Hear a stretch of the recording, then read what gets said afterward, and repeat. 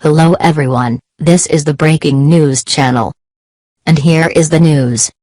5 hours 9 minutes ago. It's 11 p.m. in Kyiv. Here's what you need to know. As Sunday approaches in Ukraine, catch up on the latest developments here. Russians move out of Kyiv region as officials look to the east. Ukraine's deputy defense minister said Saturday the Kyiv region had been liberated from Russian forces. Meanwhile, Ukrainian presidential advisor Alexei Arestovich said heavy fighting is still expected in the east of Ukraine, near Mariupol, and in the country's south. He warned that the military effort will not be easy in those regions. Further evacuations: more than 4,000 civilians were evacuated through corridors in Ukraine on Saturday, according to the country's deputy prime minister, including over 2,000 people for the besieged port city of Mariupol. The International Committee for the Red Cross team that departed Zaporizhzhia on Saturday morning as part of a renewed attempt to reach Mariupol have yet to reach the city, an ICRC spokesperson told CNN. U.S. to facilitate tanks transfer. The U.S. is expected to help facilitate the transfer of Soviet-era tanks within days to Ukraine, according to a source familiar with the plan. Ukrainian presidential advisor Mikhailo Podolyak earlier on Saturday called on the U.S. and its allies to deliver heavier weaponry to Ukraine as the Russian military shifts its campaign focus.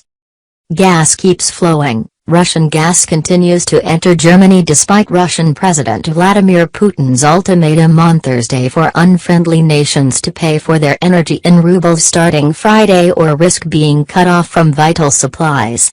Kremlin spokesperson Dmitry Peskov said Friday that Russia would not turn off gas supplies to Europe immediately. Deliveries are incoming. Supply security is still guaranteed, a German government spokesperson told CNN. 5 hours 40 minutes ago. Kyiv region liberated from Russian forces, senior Ukrainian defense official says. From CNN staff in Lviv. Hanna Maliar, Ukraine's deputy defense minister, said Saturday that the Kyiv region had been liberated from Russian forces. She said in a post on Facebook that Bucha, Irpin, Hostomel and the whole Kyiv region was liberated from the invader.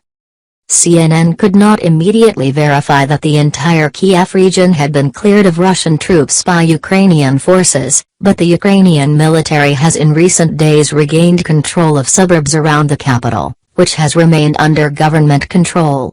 The Russian military has said it is de-escalating around Kyiv. 5 hours 57 minutes ago. U.S. will facilitate transfer of Soviet-era tanks to Ukraine, source says. From CNN's Caitlin Collins and Jim C. Otto. The U.S. is expected to help facilitate the transfer of Soviet-era tanks to Ukraine, according to a source familiar with the plan. The tanks the U.S. is transferring to Ukraine will be Soviet-era T-72 tanks, which Ukrainian military personnel have experience operating, a senior U.S. official tells CNN. Those tanks will be delivered within days, not weeks, the official said, and will be delivered from NATO partner countries. Ukrainian President Volodymyr Zelensky has repeatedly asked countries for more tanks. The New York Times first reported on the transfer 7 hours 28 minutes ago. Over 4,000 civilians evacuated on Saturday, Ukrainian minister says, including more than 1,200 from Mariupol. From CNN's Mary Ionite and staff in Lviv. A total of 4,217 civilians evacuated through corridors in Ukraine on Saturday, according to the country's deputy prime minister, Marina Vereshchuk. In a statement on Telegram, Vereshchuk said 1,263 people from the besieged city of Mariupol and the Russian-held city of Berdyansk reached the Ukrainian government-held city of Zaporizhzhia using their own vehicles. An evacuation convoy of 10 buses from the city of Berdyansk with more than 300 Mariupol residents also passed Vasylivka en route to Zaporizhzhia, she said. Evacuations also continued in Ukraine's eastern Luhansk region, with a total of 2,650 people leaving the cities of Severodonetsk, Rubizon, Lysychansk, Kreminna, Popasna, and Nizhyn, Vereshchuk said. Vereshchuk said 17 buses reached the city of Berdyansk from Zaporizhzhia and were expected Sunday morning to continue the evacuation of Mariupol residents. Some of the buses will try to reach closer to Mariupol, she added. Mariupol, which is ringed by Russian checkpoints, has been under weeks of intense bombardment. Ukrainian officials have described the situation there for the remaining residents as a major humanitarian emergency. 8 hours 6 minutes ago. Red Cross team en route to Mariupol has yet to reach besieged city, spokesperson says. From CNN's Sharon Braithwaite in London. The International Committee for the Red Cross team that departed Zaporizhzhia on Saturday morning as part of a renewed attempt to reach Mariupol, have yet to reach the besieged city, an ICRC spokesperson told CNN. The team is spending the night en route to Mariupol and are yet to reach the city, the ICRC spokesperson said. On Friday evening, the ICRC announced in a statement that its team of 3 vehicles and 9 personnel was unable to reach the city after arrangements and conditions made it impossible to proceed. 7 hours 22 minutes ago. What life is like in Odessa right now, as witnessed by a CNN reporter.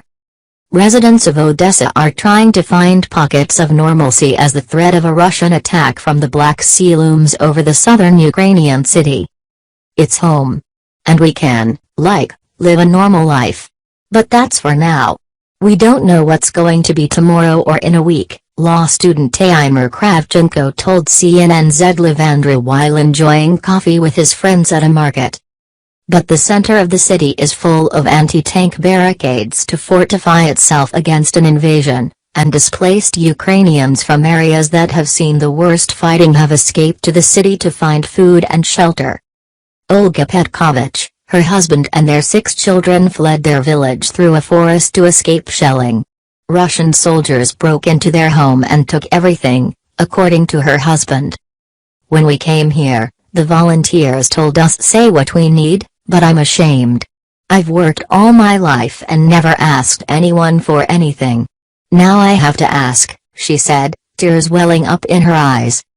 Her young daughter wiped away her tears and asked mother, "Why are you crying?"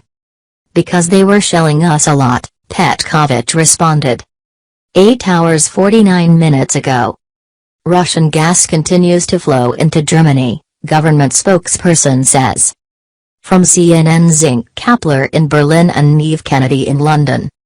Russian gas continues to flow into Germany despite Germany's refusal to adhere to a decree from Russian President Vladimir Putin requiring payments for gas contracts to be made in rubles. Gas is flowing to Germany. Deliveries are incoming. Supply security is still guaranteed, a German government spokesperson told CNN on Saturday.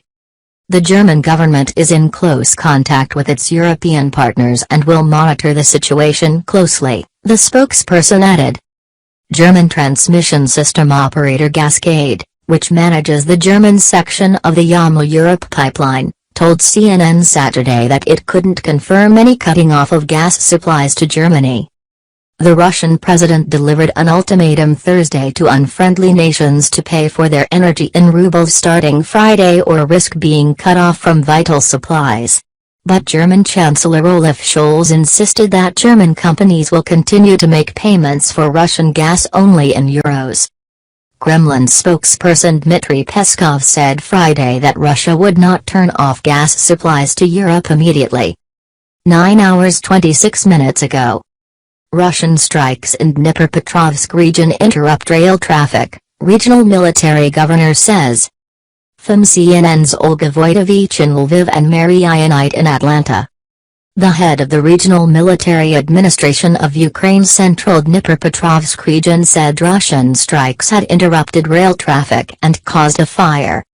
Valentin Reznikhenko said a rocket hit the railway in Pavlograd district, forcing suspension of train traffic. One rocket hit the railway, he said. Tracks and electric lines are badly damaged. Train wagons exploded. Train traffic is suspended. Rescuers are putting out the fire. Reznikhenko said no one was killed, according to preliminary information, but a second round hit an open area, causing a fire. One person was injured, he said. The Office of Ukraine's Prosecutor General said a criminal investigation has been opened into the attack. According to the investigation, on the afternoon of April 2, 2022, the armed forces of the Russian Federation, ignoring the norms of international humanitarian law, carried out a rocket attack on a civilian transport railway hub and an open area of the city of Pavlograd, according to a statement on Telegram from the office. As a result of the airstrike of the Russian invaders, guided missiles damaged railway tracks and freight cars. There were no military facilities on the territory of the railway hub, the statement added. 8 hours 1 minute ago. Death toll from Russian strike on regional administrative building in Mykolaiv rises to 36, official says. From CNN's Mary Ionite in Atlanta. A total of 36 people were killed in a Russian strike on the office of the regional military governor of Ukraine's southwestern Mykolaiv region on Tuesday, Regional Military Governor Vladimir Kim said Saturday on Telegram. Kim said his secretary was among the dead. 9 hours 48 minutes ago. It's 7 p.m. in Kyiv. Catch up here. As the sun sets on Saturday in Ukraine, here's what you need to know. Evacuation efforts continue. 7 evacuation corridors were scheduled in Ukraine on Saturday, according to Ukrainian Deputy Prime Minister Vladimir, including the route from the besieged southern port city of Mariupol to the Ukrainian government-held city of Zaporizhzhia. In addition, an international committee of the Red Cross team left for Mariupol on Saturday. Turkey has also offered to evacuate people trapped in Mariupol. More than 6,200 people were evacuated from Ukrainian cities on Friday, Vereshchuk said.